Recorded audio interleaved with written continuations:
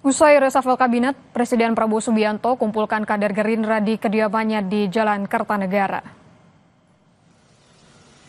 Kader Partai Gerindra mendatangi rumah Presiden Prabowo Subianto di Jalan Kertanegara, Jakarta Selatan, Senin malam. Sejumlah elit Partai Gerindra hadir, mulai dari Sugiono, Ahmad Muzani, Rahayu Saraswati, Habibur Rahman, Prasetyo Hadi, hingga Andre Rosiade. Prabowo memberi arahan kepada kader Gerindra. Tadi Ketua Umum kami menyampaikan beberapa arahan kepada para anggota fraksi DPR RI sebagai tindak lanjut dari pesan-pesan yang disampaikan oleh masyarakat.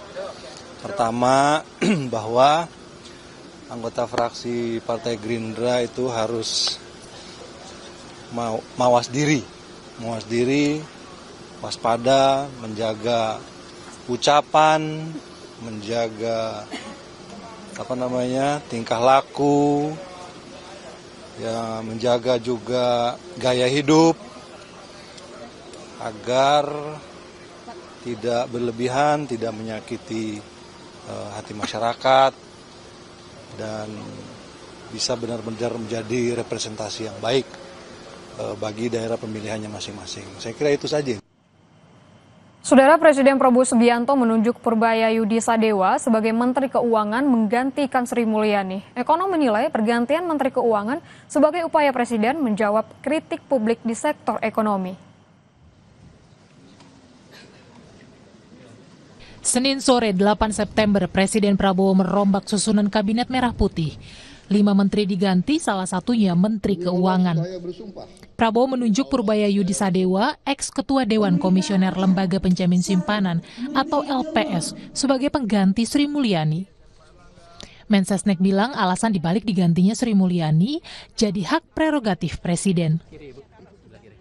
Bukan mundur, bukan dicopot. Jadi Bapak Presiden selaku kepala negara dan kepala pemerintahan, tentunya kita semua paham bahwa beliau memiliki hak prerogatif, maka kemudian atas evaluasi beliau memutuskan untuk melakukan perubahan formasi.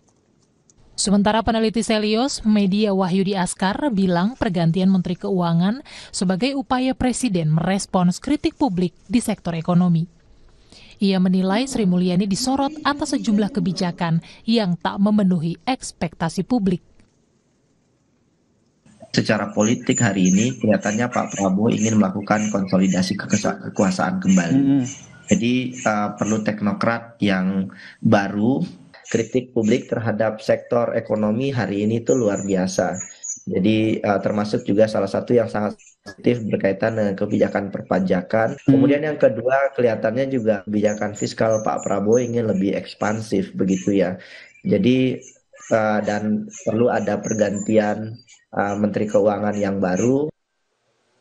Usai pelantikan Menteri baru, indeks harga saham gabungan melemah ke zona merah, tercatat anjlok hingga 1%. Purbayayudi, Menteri Keuangan yang baru, bilang anjloknya IHSG sebagai respons ketakutan pasar atas penggantian Menteri Keuangan. Namun ia optimistis situasi ekonomi akan membaik dan bisa mengambil kepercayaan investor dalam waktu 2 hingga 3 bulan ke depan. Kalau IHSG anjlok biasa mungkin takut, tapi kan saya lama di pasar, saya 15 tahun lebih di pasar, jadi saya tahu betul bagaimana memperbaiki ekonomi. Sekarang kan sedang, boleh bilang ekonomi agak melambat, kita sudah pelajari kelemahannya, ke depan akan kita perbaiki. Jadi itu nggak terlalu sulit memperbaikinya.